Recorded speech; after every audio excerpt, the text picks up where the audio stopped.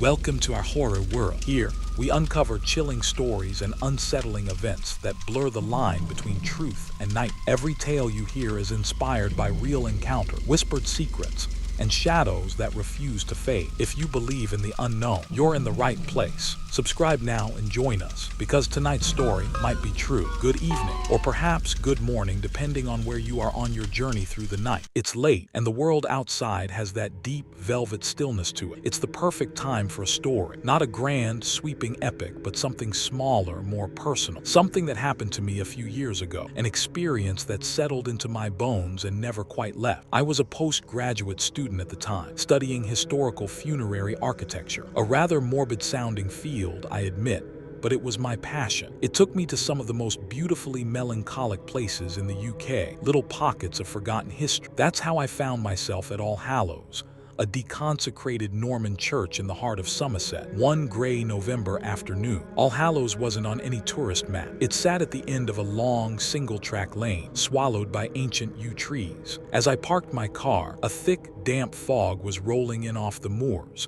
the kind that feels ancient and alive. It clung to the trees and muffled the sound of the world, leaving only the crunch of my boots on the gravel. The churchyard was a study in decay. Headstone, green with moss and black with age, listed at drunken angles. Some were so worn by the centuries that they were little more than smooth, gray teeth jutting from the earth. The air was heavy with the smell of wet soil and stone. It was profoundly silent, a quiet so deep it seemed to press in on my ear. I began my work, pulling out my camera and notebook, documenting the inscriptions I could still read. The fog grew thicker, coiling around the tombs until the world shrank to a small circle around me. The lich gate through which I'd entered vanished complete. It was just me and the dead. That's when I heard the first whisper. It was faint, so faint I thought it was just the wind sighing through the yew, but it had a sibilant human quality to it, a soft, drawn-out-y sound, like someone trying to get my attention from a great distance. I stopped, straining to hear. Nothing. Only the oppressive silence and the drip of water from a nearby branch. I shook my head, blaming the fog and an overactive imagination, and went back to sketching a particularly ornate cherub on a 17th century grave. A few minutes later it came again, from a different direction this time, closer. It was a murmur, a string of soft sounds with no discernible words, like a conversation happening just on the other side of a thick wall. I stood up straight, my heart beginning a slow, heavy drumbeat against my ribs. "Hello?" I called out, my voice sounding unnaturally loud in the stillness. The fog swallowed the word whole. There was no echo, no reply, but the murmuring stopped. In its place came a different feeling, the distinct, prickling sensation of being watched. I scanned the white wall of mist around me, seeing nothing but the vague shapes of nearby headstones. Yet I couldn't shake the feeling of unseen eyes fixed upon me. I decided my research was done for the day. The academic calm I'd felt earlier had evaporated, replaced by a growing, formless dread. I packed my bag, my movements quick and jerky, and turned to leave. I knew the gate was roughly to my left, but in the disorienting, featureless fog, every direction looked the same. I took a few steps and heard a sound that froze me in place. A soft, wet crunch, the sound of a footstep on fallen leaves not far behind me. I spun around. Nothing, just the silent, waiting graves. "Is someone there?" I asked, trying to keep the tremor out of my voice. Silence. A deep, listening silence. I stood motionless for what felt like an eternity, every nerve ending a light. Then from the fog in front of me came an answering crunch. It had moved, or there was another one. That was it. I abandoned all pretense of calm and began to walk quickly, blindly, through the rows of stone. The whispers started again, this time from all around, soft, overlapping murmurs, none of them clear, but all of them conveying a chilling sense of amusement. I felt like a mouse in a maze, and the walls were laughing. I broke into a jog, then a frantic, stumbling run. I didn't know where I was going. I was just trying to escape the circle of whispers. My foot caught on a submerged root, and I pitched forward, my camera flying from my grasp as I fell hard onto the cold, damp earth. I lay there for a second, breathless, the shock of the fall momentarily silencing my fear. The whispering stopped. The silence that descended was absolute. I held my breath, waiting. I knew, with a certainty that defied logic, that something was standing right over me. I could feel its presence, a cold spot in the air, the weight of its attention pressing down. I didn't dare look up. I squeezed my eyes shut, waiting for the touch, for the final, inevitable horror. But it never came. After a timeless moment, I heard the soft crunch of leaves again, moving away from me, fading back into the fog. I scrambled up,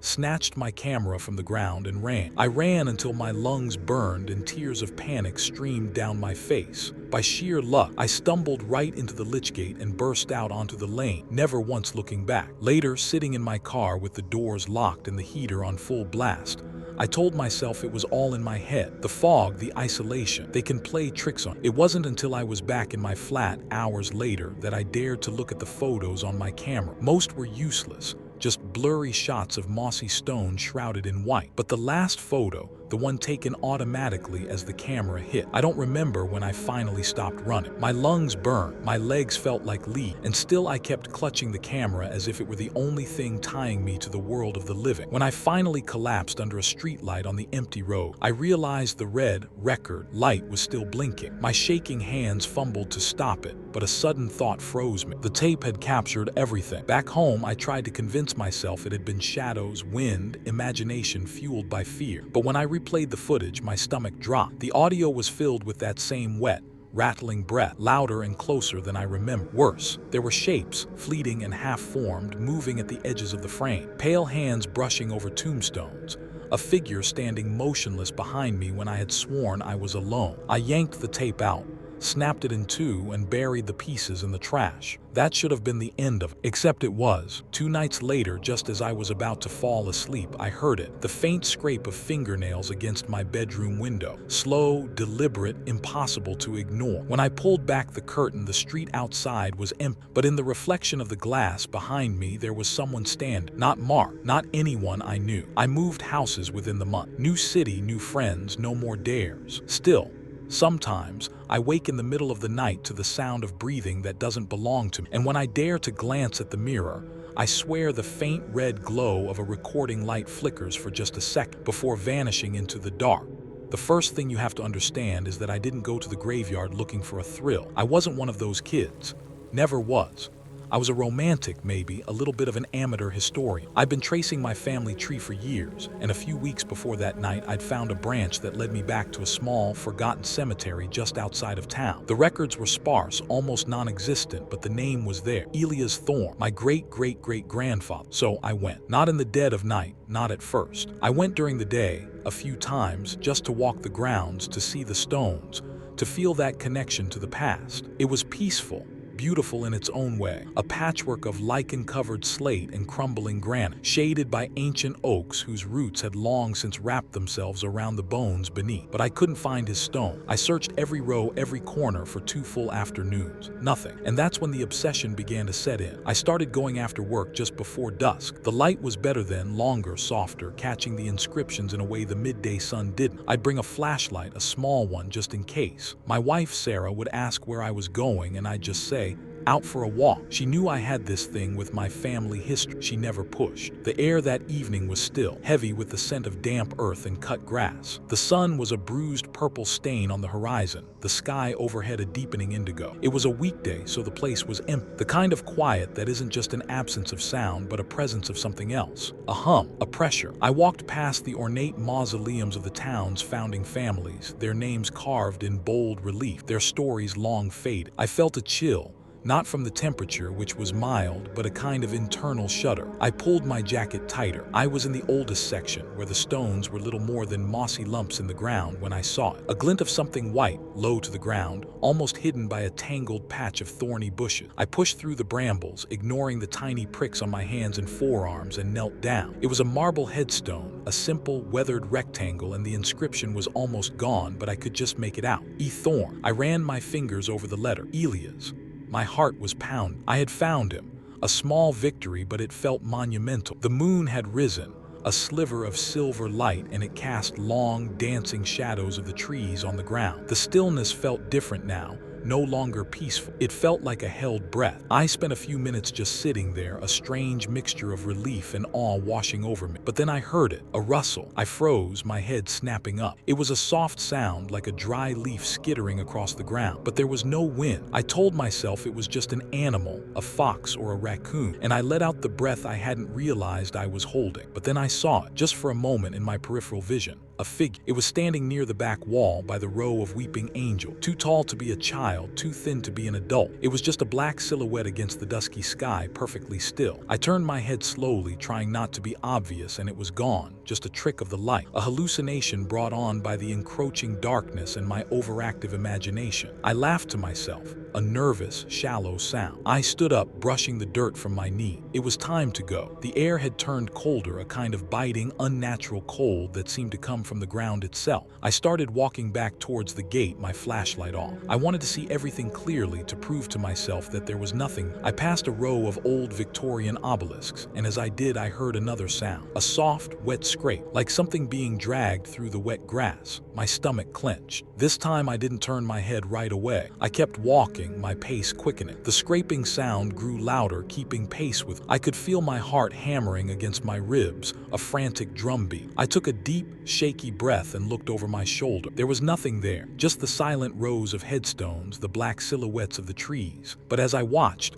a long, dark shadow stretched out from behind a large stone, rippling and twisting across the ground as if it had a life of its own. It wasn't the shadow of a tree. It was too low, too long, too strange. I spun around and started to run. I didn't stop to think. I didn't look back. The gate was a beacon, a small rectangle of light in the vast, suffocating darkness. My feet pounded against the path, and I could hear the scraping sound behind me getting faster, louder. But it wasn't the dragging sound anymore. Now it was like a wet slap, a heavy footstep.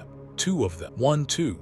1, 2. I reached the gate, my lungs burning, a stitch in my side. I fumbled with the chain, the simple metal, a puzzle I couldn't solve. And then I heard it right behind me. A low, guttural moan, not human. It was a sound of deep, unending grief. I finally got the chain undone and burst through the gate, not even bothering to close it behind me. I didn't stop until I was at my car, fumbling with the keys, my hands shaking so badly I could barely get the key in the ignition. I drove home like a madman, the headlights cutting a swath through the oppressive darkness. I didn't tell Sarah a word of it. I couldn't. How could I tell her that I had been chased by a shadow, that I had heard a sound that was both a cry and a drag? She would think I was insane, and maybe I was. I didn't go back to the graveyard for a week. I told myself it was over, that it was a silly, stupid thing that my mind had conjured out of nothing. But the dream started. I would be walking through the graveyard, and a figure would be standing in the distance. A tall, gaunt thing with eyes that were nothing but empty sockets. It would raise a hand, a long, skeletal finger, and beckon me closer. I would wake up in a cold sweat, the memory of the cold and the wet scrape, and the moan so real I could almost feel it. Then one night I had a dream that was different. I was at the gate trying to open it, but the chain was a thick, rusty mass. I could hear the scraping behind me, and then a voice, a whisper like dry leaves rubbing together. "You left something behind." I woke up screaming, Sarah's hand on my shoulder, her face a mask of concern. The next morning I went back. I had to. I couldn't live with the dread, the constant sense of being watched. The sun was bright, the sky a clear, benevolent blue. It was so peaceful. The birds were singing, a squirrel chittered at me from a branch. It felt like a betrayal. I walked directly to Elia's thorn stone. The bushes were still tangled, the marble still warm. I knelt down, and as I did, my eyes fell on something I hadn't seen before. A small, flat stone, half buried in the dirt just a few inches from my ancestor's grave. I dug it out with my fingers, brushing the soil away. The inscription was almost gone, but I could just make out a few letters.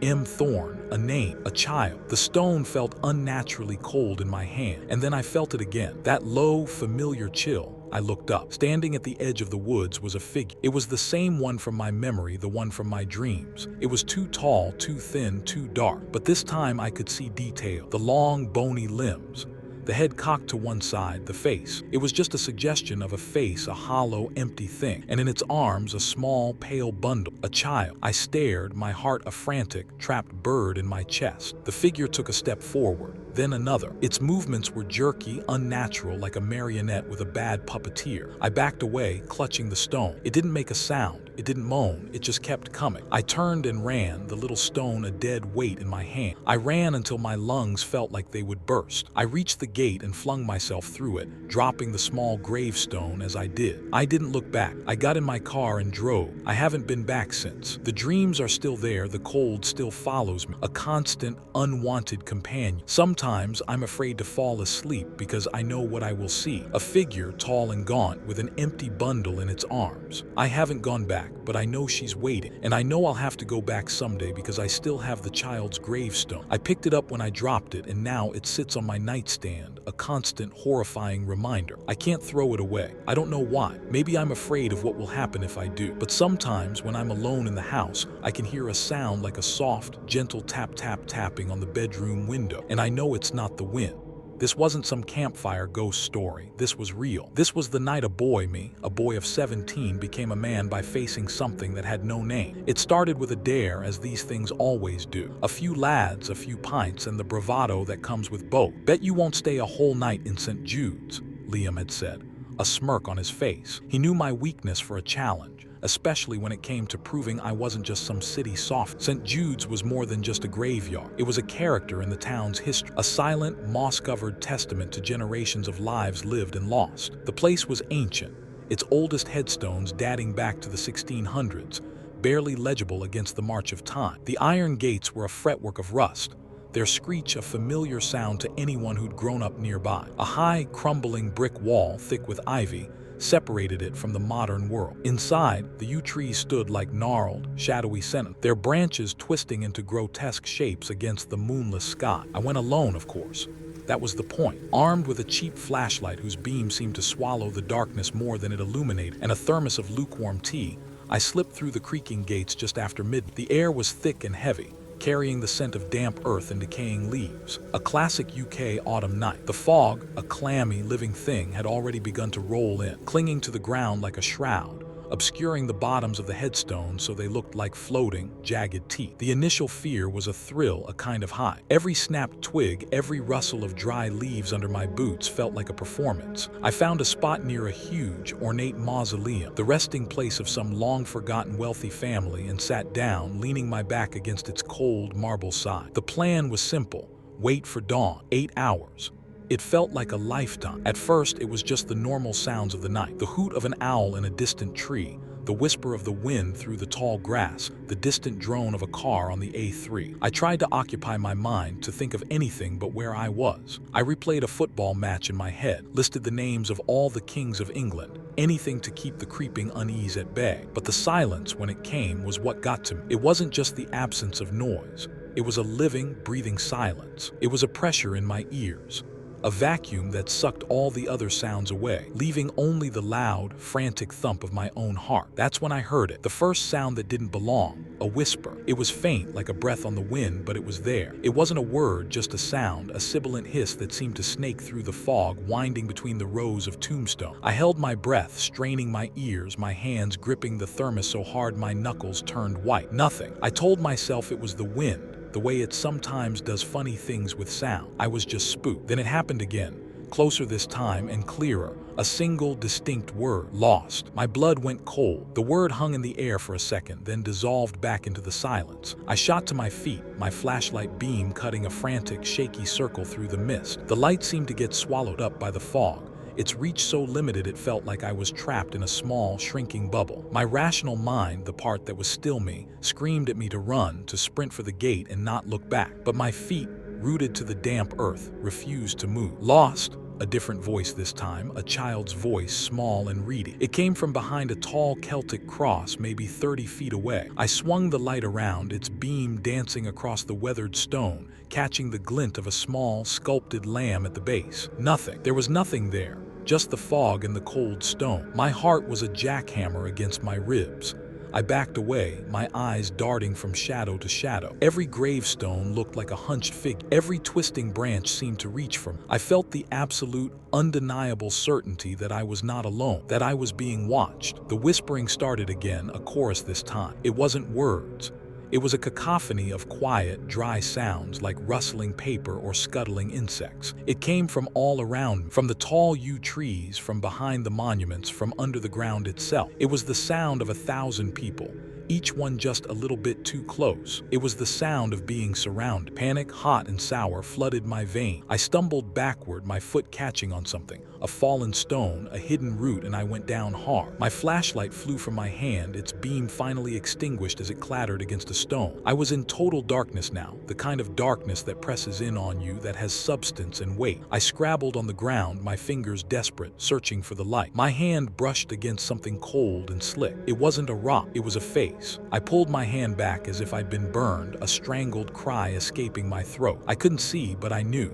I knew what I had touched. It was a gravestone, but not just any gravestone. I had felt the relief carving of a face, the cold, smooth contours of a nose and a cheek and a forehead. I had touched the face of the stone angel that stood watch over the graves of the children, but the stone was cold. What I had touched was not. I scrambled to my feet, my mind a blank slate of pure, unadulterated fear. I didn't know which way was the gate. I was lost. I could feel the whispering intensify, growing into a sound that was almost a shriek, a dry, papery sound that scraped against my nerves. The fog seemed to move with intent now, swirling and coiling around. I started to run, not towards anything, just away. I crashed through the undergrowth, my shins scraping against unseen things, my boots slipping on the slick, wet earth. The whispers followed, 100 different voices. 100 different sounds, all in a language I didn't understand but whose intent was crystal clear. Lost, leave, stay, join. My lungs burned, my legs ached. I ran until I couldn't run anymore, collapsing against a large, lichen-covered stone. I huddled there, my arms wrapped around my knees, rocking back and forth, tears streaming down my face. I squeezed my eyes shut, trying to block out the darkness, the sounds, the feeling of being hunted. That's when I felt it, the breath. It wasn't the wind. It was warm and smelled of mold and something else, something metallic and sweet. It was on the back of my neck. And a voice, a new voice, a deep and resonant voice, a man's voice, spoke right into my ear. Welcome home, boy. I don't remember getting out. I don't remember the sun rising or the sound of the birds. The next thing I knew, I was at the edge of the graveyard, lying in the ditch by the roadside, soaked to the bone and covered in mud and burrs. The taste of blood was in my mouth. I had a long, deep scratch on my arm, as if I had been dragged through a briar patch. My thermos and flashlight were gone. Liam and the others found me later, a few hours after sunrise. I looked like I'd been through a war. I couldn't speak, could only shake my head and look at them with a kind of vacant terror that shut them up. They didn't ask me what happened. They didn't need to. They saw it in my eyes. The doctors said it was shock, a panic attack, hallucinations brought on by extreme fear. They said I had scraped my face against a stone, hence the slick feeling. They had an explanation for everything, but they didn't have an explanation for the fact that every night since, I can still hear the whisper, faintly at first, then louder, like a low-frequency hum. And they didn't have an explanation for the chill that runs down my spine every time I think of the sound of my own name, whispered from the darkness of a graveyard where I now know I belong. Thank you for joining us tonight on Alone. If this story gave you chill, don't forget to hit that like button and subscribe for more terrifying tales. Share this with someone brave enough to listen in the dark. Remember, fear is always closer than you think. Stay tuned, and we'll meet again with another story that might just be true. Subscribe now if you dare.